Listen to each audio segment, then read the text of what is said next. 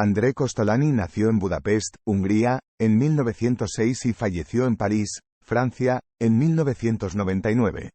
Está considerado como uno de los más grandes especuladores de todos los tiempos e hizo la mayor parte de su fortuna durante el crack de 1929.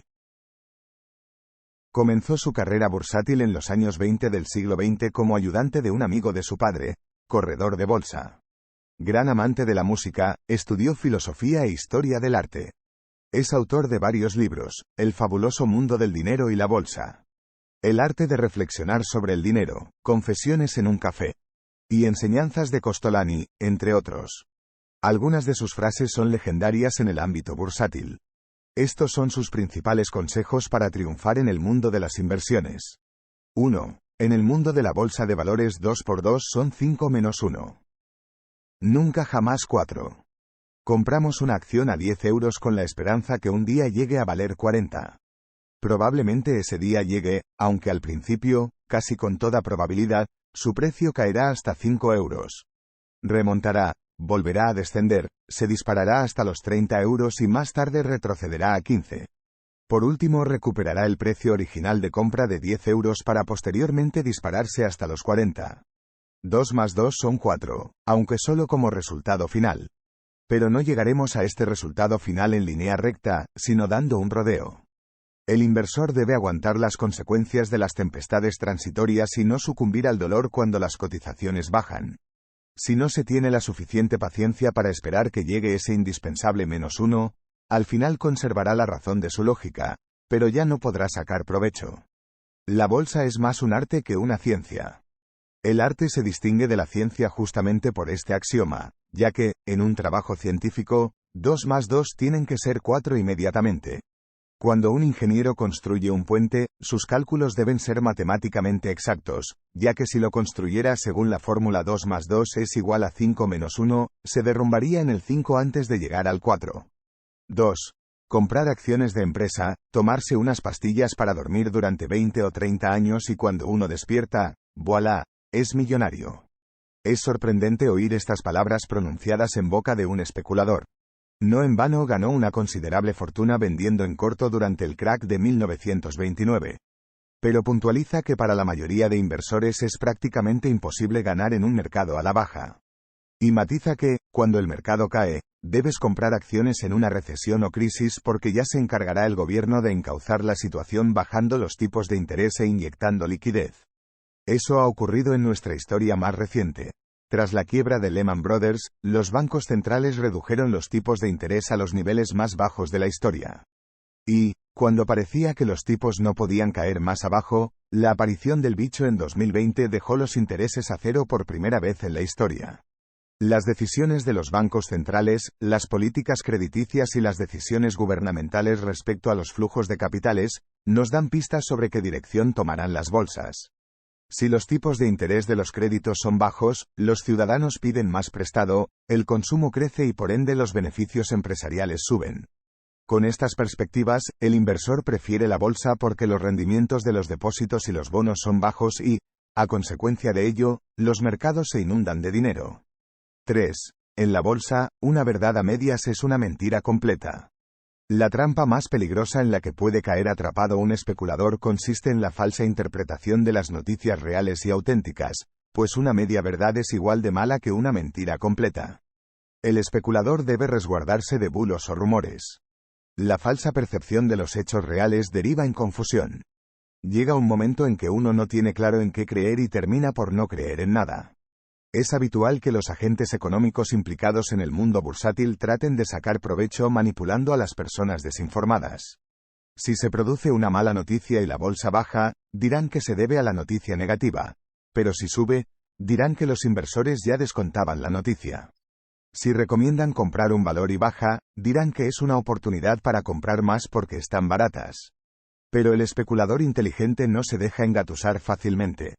4. En bolsa todo es posible, incluso lo lógico. La bolsa tiene su lógica, pero esta es muy caprichosa. Lo mejor para el especulador es acoger los cambios del mercado con frialdad. Y, sobre todo, no intentar para ello buscar una explicación sensata, ya que la lógica bolsística no guarda nunca relación respecto de la cotidiana. La lógica cotidiana se fundamenta en consideraciones técnicas mientras la bolsística se fundamenta en diagnósticos basados en la psicología de masas. Debemos comprender la bolsa en su conjunto. Conocer los mecanismos que empujan los precios al alza o a la baja. Entender los factores que impulsan la oferta y la demanda. Kostolany basaba toda su estrategia de inversión en la ley de la oferta y la demanda y en los ciclos de mercado, como bien pudimos comprobar en este vídeo anterior. Si te lo perdiste en su día o quieres volver a verlo, te dejo el enlace en la descripción del vídeo. No considerar como un axioma que las acciones de buenas compañías suben y los valores de empresas malas bajan. Como tampoco creer que si la economía funciona mal, la bolsa baja y, si funciona bien, sube. El buen especulador es aquel que no se deja guiar por su lógica, sino que se guía por la lógica del mercado. 5. Quien tiene mucho dinero no debe especular. Quien tiene algo de dinero puede especular. Quien no tiene nada de dinero debe especular. Quien tiene mucho dinero no debe porque no lo necesita.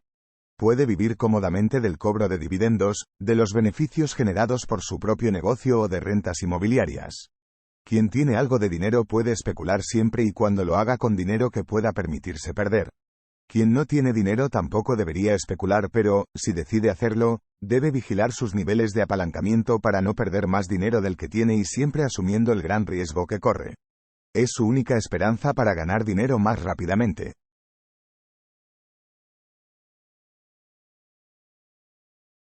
Cicerón ya advertía en el siglo I a.C. que la especulación era el motor de la formación de capitales.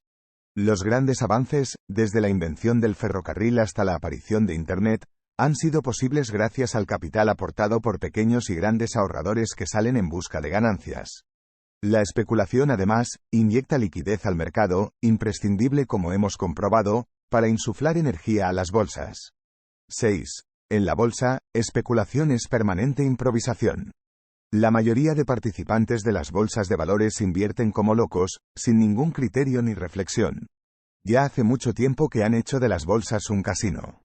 Creen que son especuladores, pero en realidad son meros apostadores. Hay jugadores que compran valores y cuando estos alcanzan una revalorización rápida, venden apresuradamente. En cambio, mantienen las posiciones perdedoras. El resultado final es que obtienen ridículos beneficios y abultadas pérdidas. Son los apostadores aficionados, las manos blandas del mercado. El especulador destaca por hacer justo lo contrario. Mantiene sus posiciones ganadoras y se deshace sin miramientos de las perdedoras.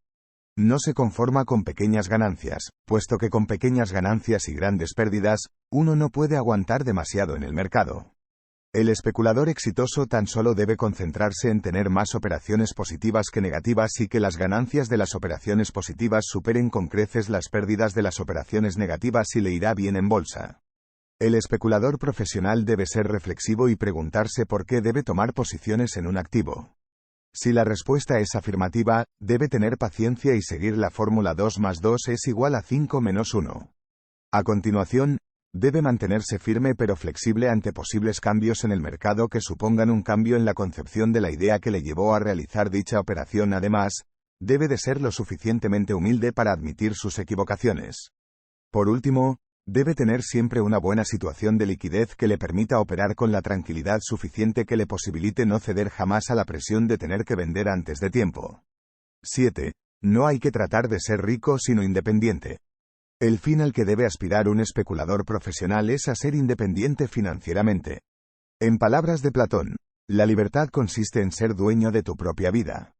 El especulador busca no tener que rendir cuentas ante ningún jefe ni arrodillarse ante ningún cliente. Busca disponer libremente de su tiempo.